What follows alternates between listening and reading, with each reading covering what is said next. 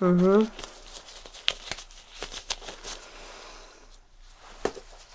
Ich weiß, Herr Prescott, das ist mir durchaus bewusst.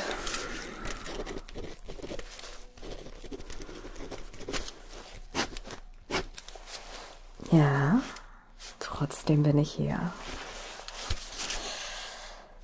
Das hat ganz einfach den Grund, dass wir ihretwegen seit etwa einem Jahr chronisch unterbesetzt sind und meine Kollegen sich jetzt nicht um diesen Fall kümmern können. Ich weiß, dass Ihnen das nicht passt. Mir passt das auch nicht. Ich bin eigentlich krankgeschrieben.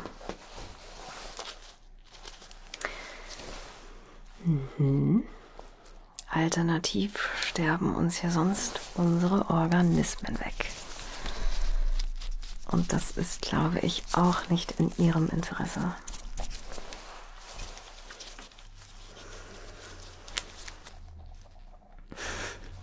Herr Prescott, ich weiß, Sie mögen mich nicht besonders und keine Sorge, das beruht auf Gegenseitigkeit. Aber am Ende des Tages wollen wir doch beide nur, dass der Laden hier läuft.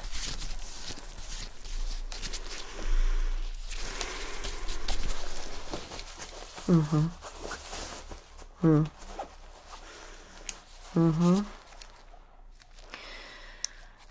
Ja. Wahnsinnig uninteressant.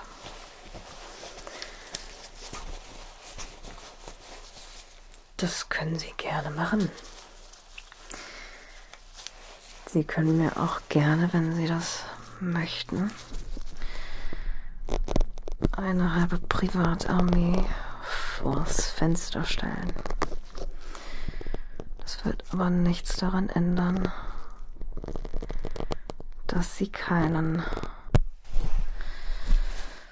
Zutritt haben.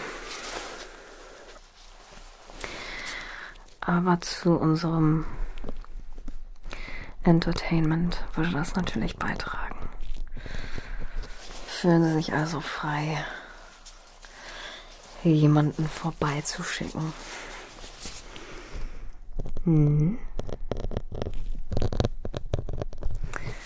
Ja, das können wir natürlich machen. Dann können wir im gleichen Zuge natürlich auch nochmal diese Debatte ansprechen zum Thema Fördermittel. Beziehungsweise, warum wir im Vergleich zu den Vorjahren, bevor Sie den Laden übernommen haben, nur noch in etwa 1/3 der Fördermittel zur Verfügung gestellt bekommen, von denen, die uns eigentlich zugesprochen wurden. Mal ganz abgesehen von den anderen Fördermitteln, die auf magische Weise verschwunden sind. Ich wusste, wir können uns einigen.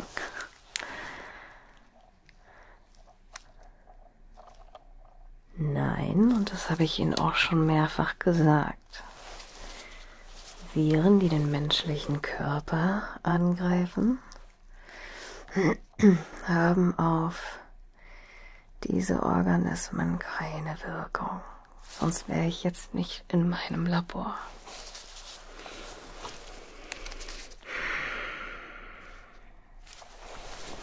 Beweise. Herr Prescott, es gibt da diese witzige Sache, die wir machen, schon seit immer. Und zwar schicken wir Ihnen jede Woche mindestens einen Bericht per E-Mail. In diesem Bericht steht in kleinster Feinarbeit geschrieben, was wir jede Woche machen und welche Ergebnisse wir dabei ans Tageslicht bringen. Wenn Sie also einmal Ihren Job machen würden und in Ihr E-Mail-Postfach gucken würden, dann könnten Sie die von Ihnen gewünschten Beweise in aller Ruhe begutachten.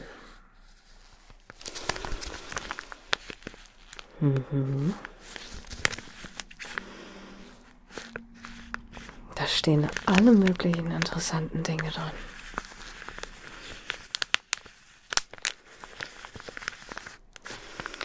Aber Sie haben natürlich Besseres zu tun.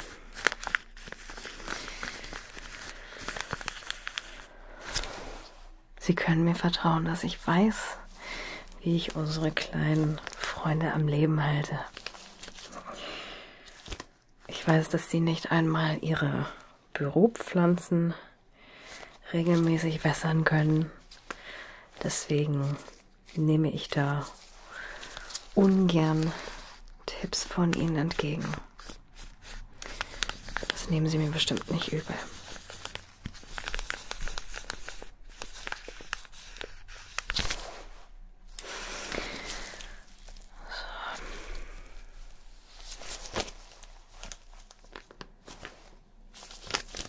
Tatsache. Oh, bitte, erzählen Sie mir mehr.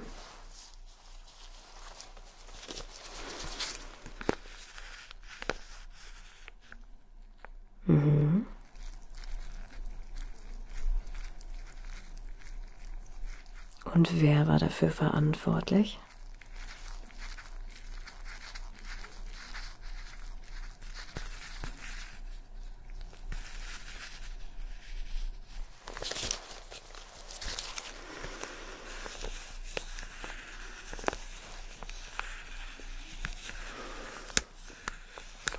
Ich wette, daran war der Sekretär schuld.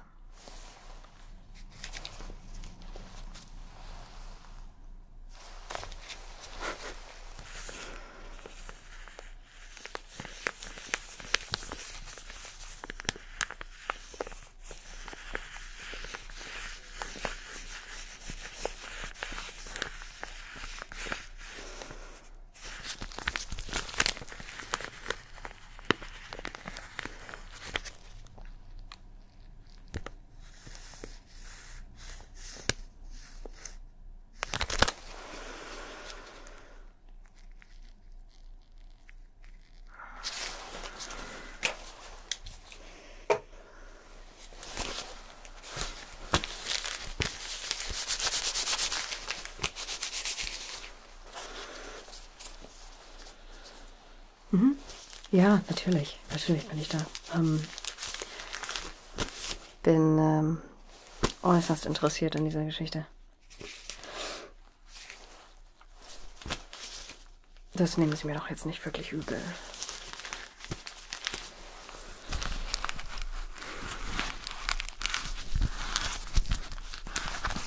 Gerne. Fangen Sie nochmal von vorne an.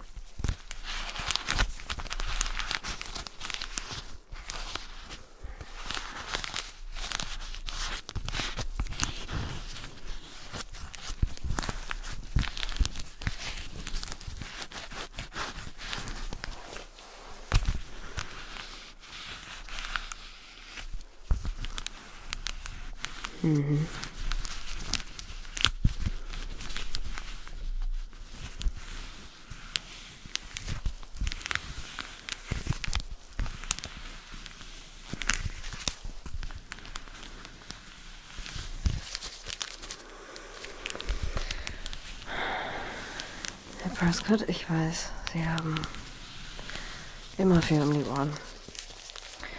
Aber wenn Sie ausnahmsweise mal auf die Kritik Ihrer Mitarbeiter hören würden, dann wären Sie vielleicht gar nicht immer so inkompetent.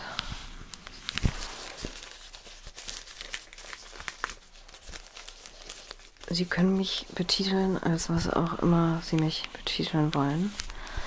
in meinem Fall sprechen nämlich meine Ergebnisse für mich, was ich für sie leider nicht behaupten kann.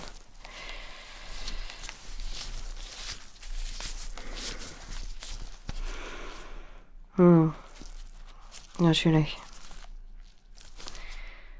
Das muss auch ganz schwierig für sie gewesen sein, diesen Abschluss zu bekommen mit ihrer Familie und den wenigen Verbindungen, die sie hat. Natürlich, sie Ärmste.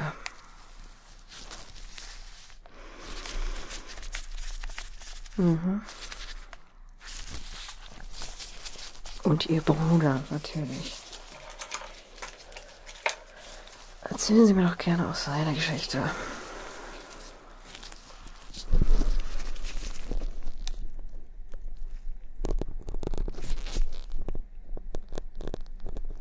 Ach ja. Natürlich. Und weil Sie in seinem Schatten standen, sind Sie jetzt so ein Menschenfreund. Ja.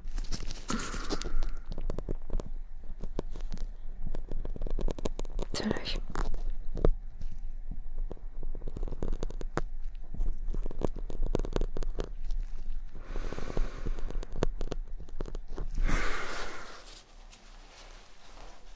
Und lassen Sie mich raten, Ihr Vater. Und die Mutter auch. Ach Gott.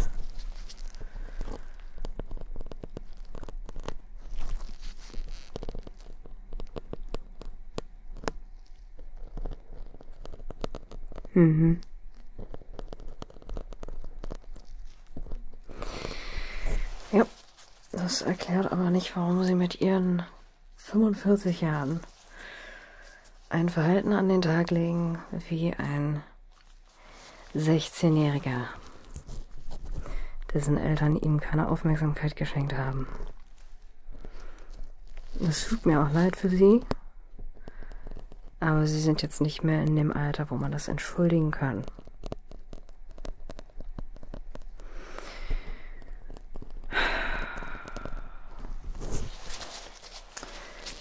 Das Schöne ist, Herr Prescott, Sie können sich jeden Tag umentscheiden, ausnahmsweise mal mit uns zusammenarbeiten und nicht mal wieder gegen uns.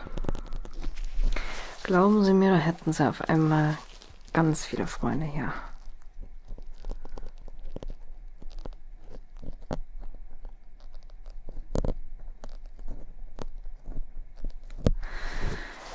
Das Schöne ist nämlich, wenn man nicht gemocht wird und dann auf einmal eine gute Sache macht, dann hinterlässt das direkt einen riesigen Eindruck bei Leuten, weil der Unterschied so gewaltig ist.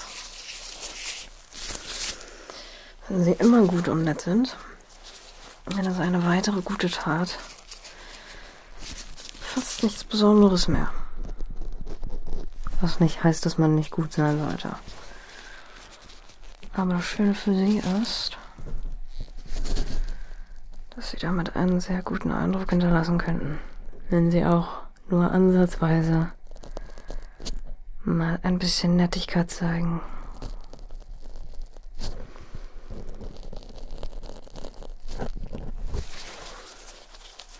Wäre auf jeden Fall sehr spannend zu sehen.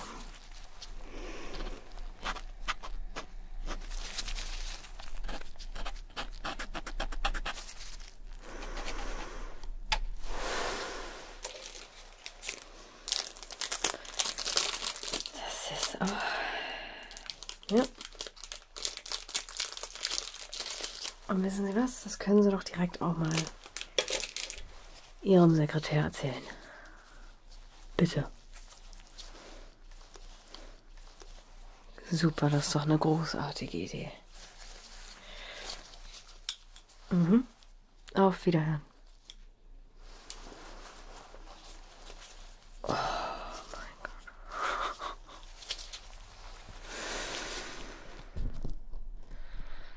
Mann, ich brauche Urlaub, ey.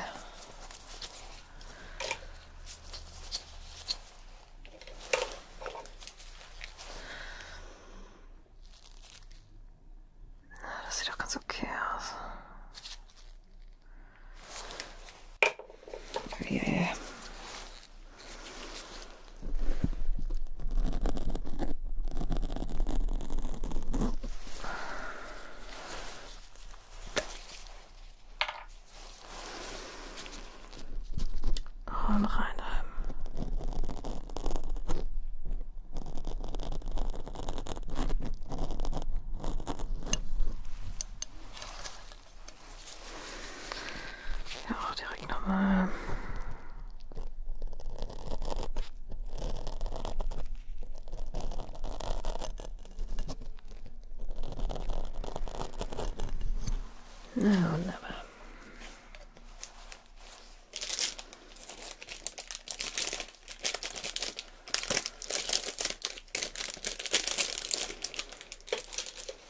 Oh, mir brummt der Schädel, ey. Ich brauche erstmal 10 Beruhigungstees.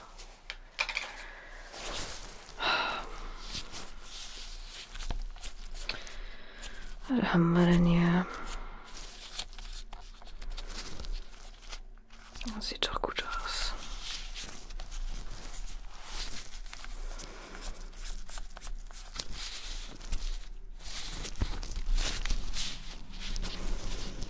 Mhm.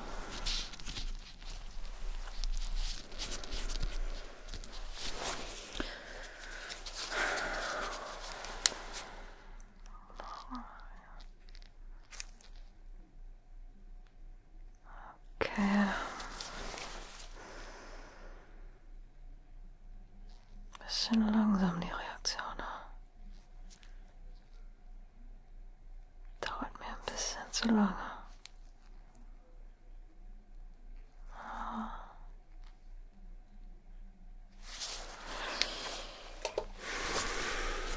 Ja, das kommt davon, wenn man uns nicht mehr Mitarbeiter gibt.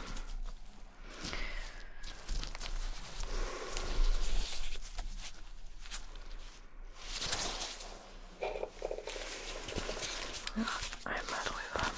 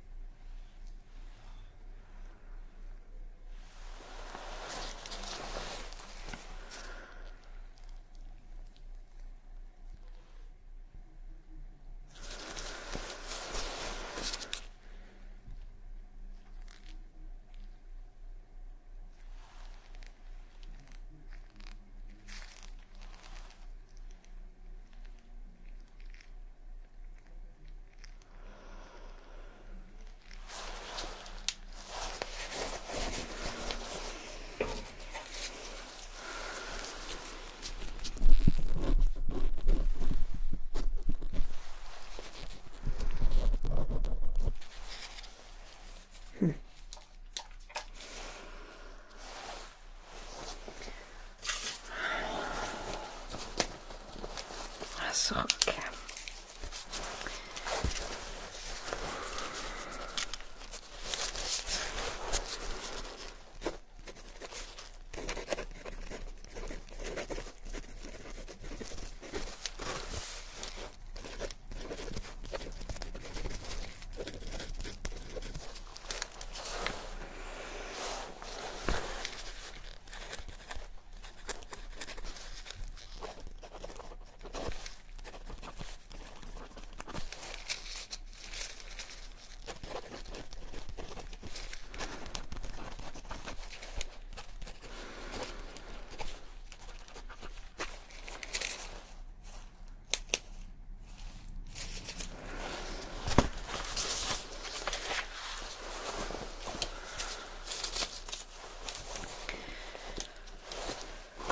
Na bitte.